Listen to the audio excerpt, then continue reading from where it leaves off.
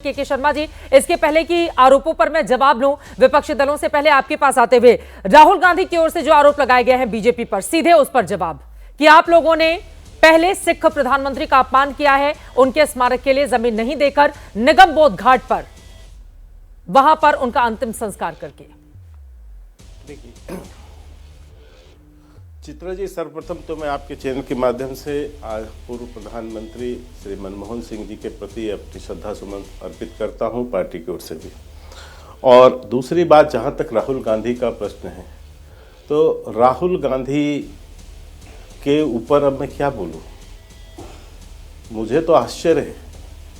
उनको कभी आत्ममंथन करना चाहिए कि जिस व्यक्ति ने माननीय प्रधानमंत्री मनमोहन सिंह की को जीते जी सम्मान नहीं दिया, जीते जी अपमानित किया, और मरने के बाद उनकी मौत और उसकी लाश पर राजनीति कर रहे हैं, कितना नीचे गिरेंगे राहुल गांधी। शर्म भी आती है उनको। जीते जी प्रधानमंत्री रहते हुए माननीय मनमोहन सिंह द्वारा उनकी कैबिनेट द्वारा पारित अध्यादेश को सरेआम फाड़ के जिस शब्द का प्रयोग किया राहुल गांधी ने, यह किसका अपमान था चित्रा जी? यह माननीय मनमोहन सिंह जी के प्रधानमंत्री का अपमान था। जिस व्यक्ति को प्रधानमंत्री पद की कीमत नहीं पता, उसका सम्मान नहीं कर सका, आज उनकी मौत पर राजनीति कर रहा है। शर्म आनी चाहिए कांग्रेसियों को इसके लिए। आज भी उनका अपमान कर रहे हैं, और इस स्तर पर, क्योंकि ये जो खानदान है गांधी खानदान, इसका इतिहास देखिए इन कांग्रेसियों का। गांधी खानदान के अलावा किसी के लिए कुछ भी नहीं इस देश में।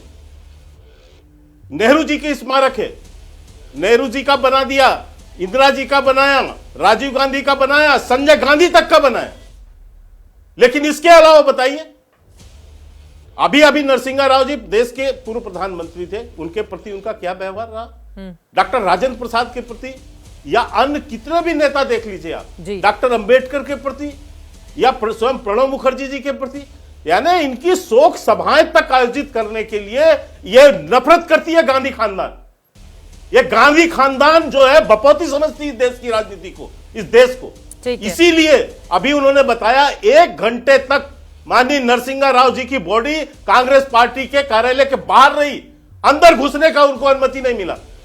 स्वयं आज शर्मिष्ठा मुखर्जी जी ने बताया कि किस ढंग से अब उनको प्रणब जी को अपमानित किया गया।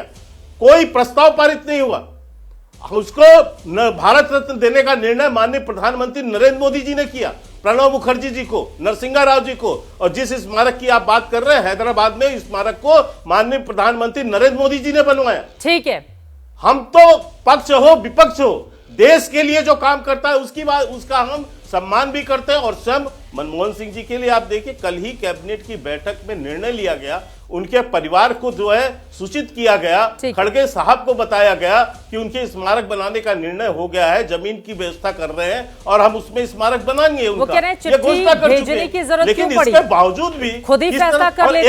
एक बात, हाँ, वो कह रहे चिट्ठी लिखने की जरूरत क्यों पड़ गई बीजेपी को? खुद ही फैसला कर लेते उनके योगदान को देखते हुए। मैं आपके पास आऊंगी, बाकी मेहमान भी हैं, एक एक टिप्पणी बाकी लोगों का मैं ले लेती हूँ, फिर आप जवाब दीजिएगा। हाँ, बोले ये बहुत महत्वपूर्ण विषय को उठाया, इसलिए आप जवाब सुन लीजिए। बोलिए। जैसे ही कैबिनेट का निर्णय हुए तो चिट्ठी लिख के, इनको तो लास्ट पे राजनीति करने की आदत है ना, इनको तो पहले ही, अरे भाई कोई प्रक्रिया होगी, जब उनकी डेथ हुई उसके बाद कैबिनेट की बैठक होगी, कैबिनेट बैठक में उनको श्रद्धांजलि दिया गया, श्रद्धांजलि देने के बाद तत्काल निर्णय किया गया। अब इनकी इच्छा जो है बाकी प्रक्रियाओं पे नहीं थी कांग्रेस को, ठीक है, कि उनके लिए कैसे ट्रस्ट बनाना, क्या करना, क्योंकि ये जो बनेगी स्मारक बनेगा उसमें ट्रस्ट भी बनेगा, वो सब करना नहीं था।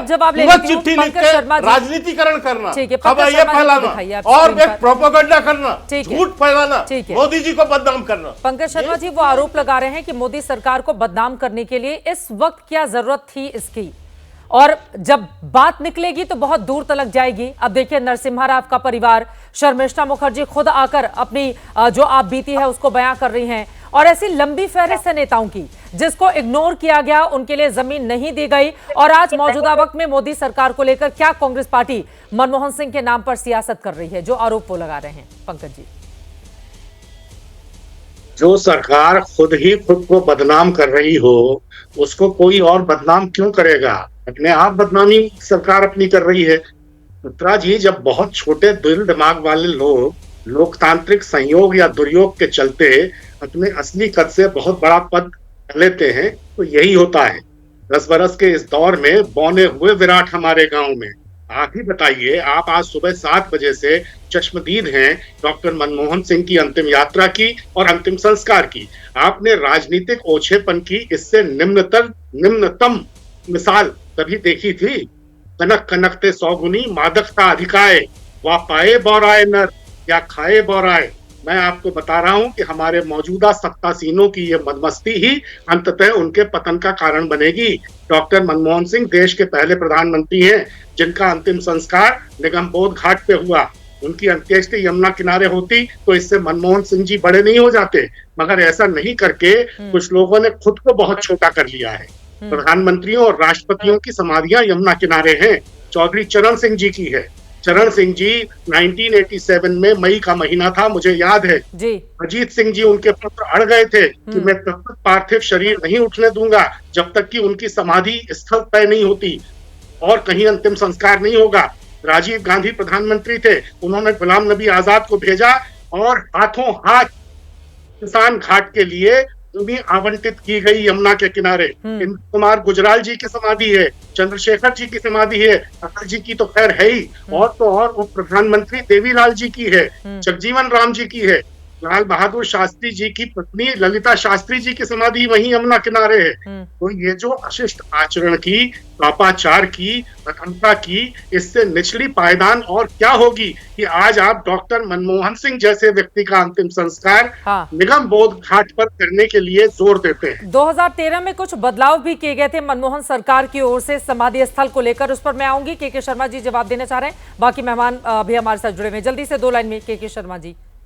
नहीं, मैं इतना ही पूछ रहा हूँ कि पंकज जी को ये नहीं समझ में आया नरसिंहा राव जी का कहाँ हुआ उनका अंतिम संस्कार।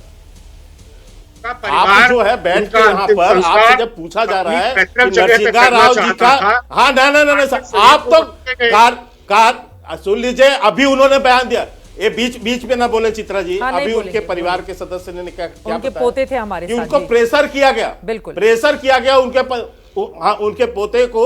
उन्होंने बताया अभी टीवी पे कि उनको प्रेशर किया गया यहाँ से हैदराबाद ले जाने के लिए, और पार्टी कार्यालय में घुसने तक नहीं दिया।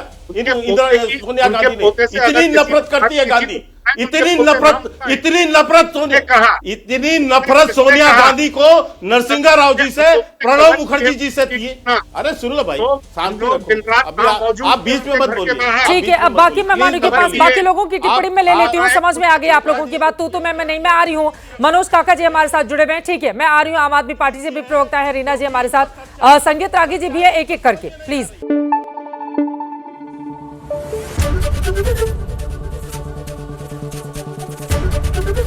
एबीपी न्यूज आपको रखे आगे।